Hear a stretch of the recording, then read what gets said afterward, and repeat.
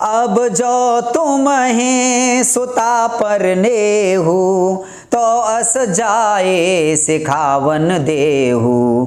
करें सुता पूजें महिले महेशु, आन उपाय न मिटहे कलेसु।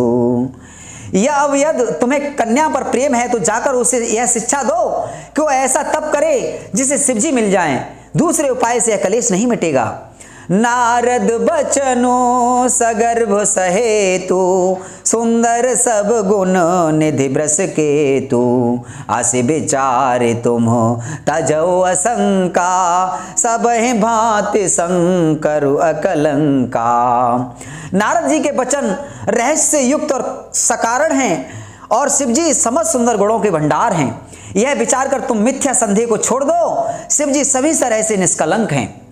सोने पति बचन हरस मन माही, गई तुरत उठ गिर जा पाही। उमह बिलो के नयन भरे बारी, सहत स्नेह गोद बैठारी। पति के वचन सुन मन में प्रसन्न होकर मैना उठकर तुरंत पार्वती जी के पास गई और पार्वती को देखकर उनकी आंखों में आंसू भर आए। उसे स्नेह के साथ गोद में बैठा लिया।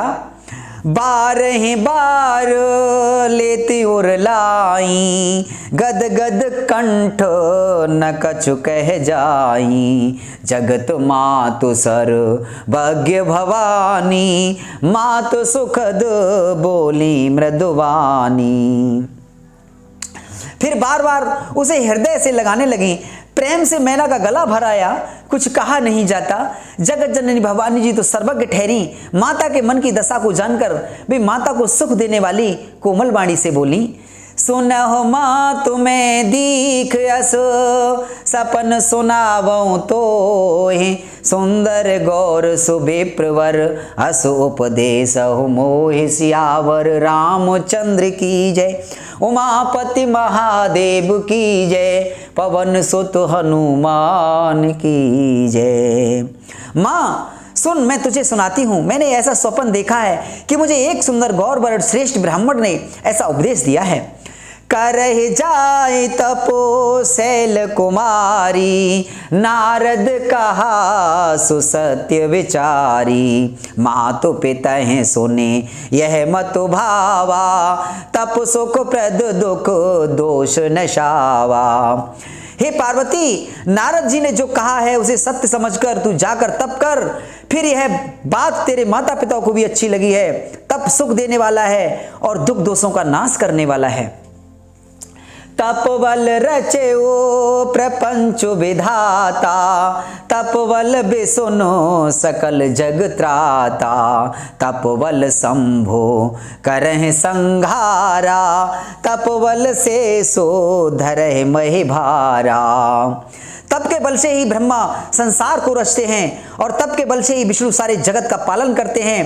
तप के बल से ही शंभु रुद्र रूप से जगत का संहार करते हैं और तप के बल से ही शेष जी पृथ्वी का भार धारण करते हैं।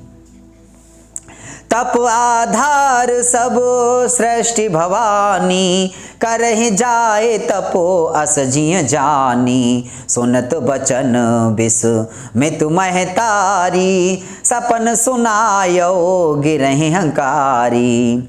हे भवानी, सारी सृष्टि तप के ही आधार पर है, ऐसा जी में जानकर तू जाकर तप कर। यह बात सुनकर माता को बड़ा अचरज हुआ और उसने हिमवान को बुलाकर यह स्वप्न सुनाया। मातु पिता हैं बहो विधि समुझाई, चली उमा तप हित हर साई। प्रिय परिवारो पिता और माता, भय विकल दुख आवन बाता। माता पिता को बहुत ही तरह से समझाकर बड़े हर्ष के साथ पार्वती जी तप करने के लिए चली। प्यारे कुटुंबी माता पिता सब व्याकुल हो गए, किसी के मुंह से बात नहीं निकलती। वेद सिरा मुनि आई तब, सब कहा समुझाई। पार्वती महिमा सुनत रहे प्रबोधहि पाए। सियावर रामचंद्र की जय, उमापति महादेव की जय, पवन सुत हनुमान की जय। तब वेदशिरा मुनि ने आकर सबको समझा कर कहा।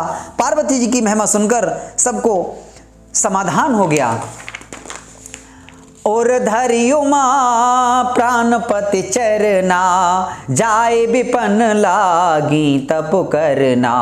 अति सुकुमारन तनु तप जोगु, पति पद सुमेरे तजेउ सब भोगु। प्राणपति शिव जी के चरणों को हृदय में धारण करके पार्वती जी वन में जाकर तप करने लगी। पार्वती जी का अत्यंत सुकुमार शरीर तप के योग्य नहीं था, तो भी पति के चरणों का स्मरण करके उन्होंने सब भोगों को तज दिया।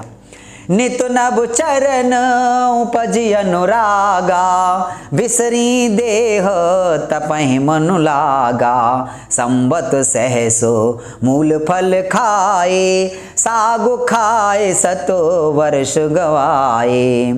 स्वामी के चरणों में नित्य नया अनुराग उत्पन्न होने लगा और तप में ऐसा मन लगा कि शरीर की सारी सुध बिसर गई। 1000 वर्ष तक उन्होंने मूल और फल खाए, फिर 100 वर्ष साग खाकर बिताए। कुछ दिन भोजनो बारी बताशा, किए कठिन कछो दिन उपवासा। बेल पाती मह परे सुखाई, 3 सहस संबत सोई खाई। कुछ दिन जल और वायु का भोजन किया और फिर कुछ दिन कठोर उपवास किए, जो बेलपत्र सूख कर पृथ्वी पर गिरते थे। 3000 वर्ष तक उन्होंने उन्हीं को खाया। पुण्य परिहरे सुखाने उपरना, उमह नाम तप भयउ अपरना। देखियो मह तपो खीन शरीरा, ब्रह्म गिरा भय गगन गभीरा। फिर सूखे पेड़ पत्ते भी छोड़ दिए, तभी पार्वती का नाम अपर्णा हुआ। तब से उन उमा का शरीर क्षीण देखकर आकाश से गंभीर ब्रह्मवाणी हुई। भयउ मनोरथ सुफल तव, सुन गिरिराज कुमार। परिहर दुसह कलेश सब,